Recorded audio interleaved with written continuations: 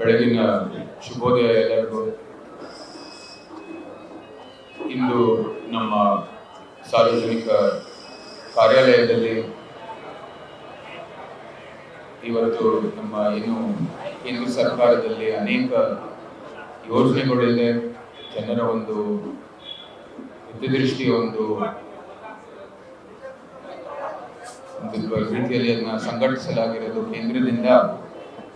ಅದರ ಬಗ್ಗೆ ಅರಿವು ಮೂಡಿಸೋ ದೃಷ್ಟಿಯಲ್ಲಿ ಮತ್ತೆ ಇಲ್ಲಿ ಮೈಸೂರಿನಲ್ಲಿ ನಾವು ಎಲ್ಲ ಕಾರ್ಯಕ್ರಮಗಳಲ್ಲಿ ಹೋಗುವಾಗ ಮತ್ತೆ ಸಂಘಟನೆ ದೃಷ್ಟಿಯಿಂದನೂ ಕೂಡ ನಾವು ಪ್ರವಾಸ ಮಾಡುವಾಗ ಬಹಳಷ್ಟು ಜನರಿಗೆ ಒಂದು ರೀತಿಯ ಅನುಮಾನ ಇದೆ. ಯಾಕಂದ್ರೆ ಯಾವ ಯೋಜನೆ ಅದಕ್ಕೆ ಸೂಕ್ತ ಕ್ಷೇತ್ರದಲ್ಲಿ ಅಥವಾ ಯಾವುದೋ ಒಂದು ಕೆಲಸಕ್ಕಾಗಿ ಯಾವುದೋ ಒಂದು ವ್ಯವಹಾರಕ್ಕೋಸ್ಕರ ಯಾವುದೋ ಒಂದು ಸಮಸ್ಯೆ ಇರುವಾಗ ಯಾವ ಯೋಜನೆಯನ್ನು ಬಳಸಬೇಕು, ಯಾವುದಕ್ಕೆ ಅವರು ಅರ್ಹರಾಗಿದ್ದಾರೆ ಅಂತ ಬಹಳಷ್ಟು ಅನುಮಾನಗಳಿದೆ.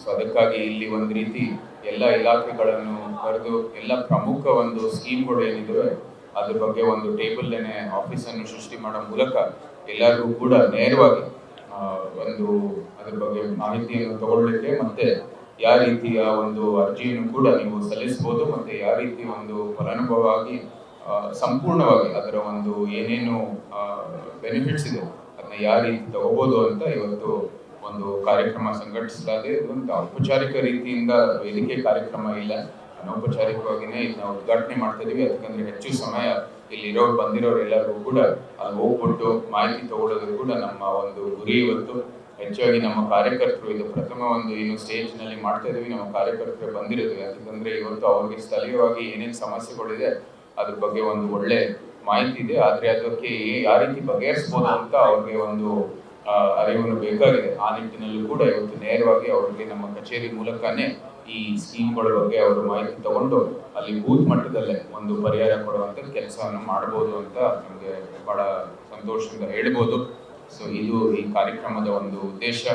ಎಲ್ಲ ಸ್ಕೀಮ್ಗಳು ಬಹುತೇಕ ಸ್ಕೀಮ್ಗಳು ಅಂದ್ರೆ ಮೈಸೂರು ಕೊಡಗುಗೆ ಸಂಬಂಧಪಟ್ಟಿರುವಂತಹ ಬಹುತೇಕ ಸ್ಕೀಮ್ಗಳು ಇವತ್ತು ಇಲ್ಲಿ ಟೇಬಲ್ಗಳು ಇದಾವೆ.